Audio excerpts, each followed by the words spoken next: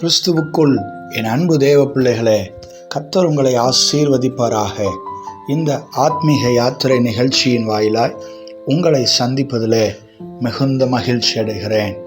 ஆதியாகமம் 12ஆம் அதிகாரம் 2ஆம் வசனத்திலே உன் பெயரை பெருமைப்படுத்துவேன் என்று கர்த்தர் உரைக்கிறதை நாம் பார்க்கிறோம்.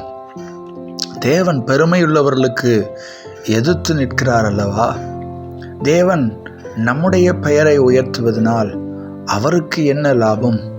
அவர் நம்முடைய பெயரை எப்படி பெருமைப்படுத்துவார் என்ற அநேக கேள்விகள் உங்களுக்குள்ளாக எழலாம். என் அன்பு தேவ பிள்ளைகளே, எப்பொழுது நம்முடைய பெயரை கர்த்தர் பெருமைப்படுத்துகிறார்? வேதத்திலே யோசேப்பு என்ற மனிதன் பரிசுத்தத்துக்கு எடுத்துக்காட்டாக வாழ்ந்ததினால் அவனுடைய பெயரை பரிசுத்தத்துக்கு எடுத்துக்காட்டான யோசேப்பாக பெயரை பெருமைப்படுத்துகிறார். விசுவாசத்துக்கு எடுத்துக்காட்டாக ஆபிரகாமுடைய பெயரை பெருமைப்படுத்துகிறார். தியாகத்துக்கு எடுத்துக்காட்டாக மோசே மற்றும் பவுல் என்ற தேவ மனிதர்களை கர்த்தர் பெருமைப்படுத்துகிறார். ஆம், தாவீது என்ற தேவ மனிதனையும் கர்த்தருக்காக பக்தி வைராக்கியம் கொண்டதிலே பெருமைப்படுத்துகிறார்.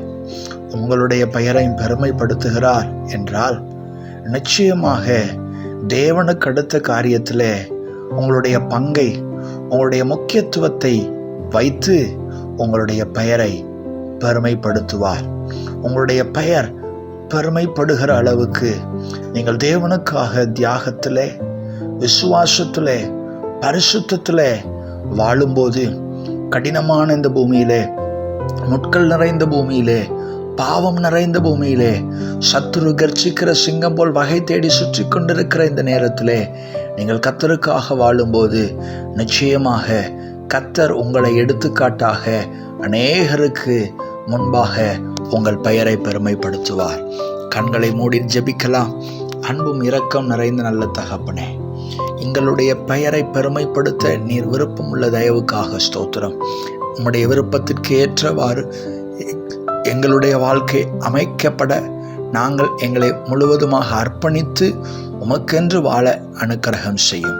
இரட்சகரும் மீட்பருமாகிய இயேசு கிறிஸ்துவின் இன்ப நாமத்தில் ஜெபிக்கிறோம் நல்ல பிதாவே, ஆமேன். God bless you. கர்த்தர் உங்களை ஆசீர்வதிப்பாராக.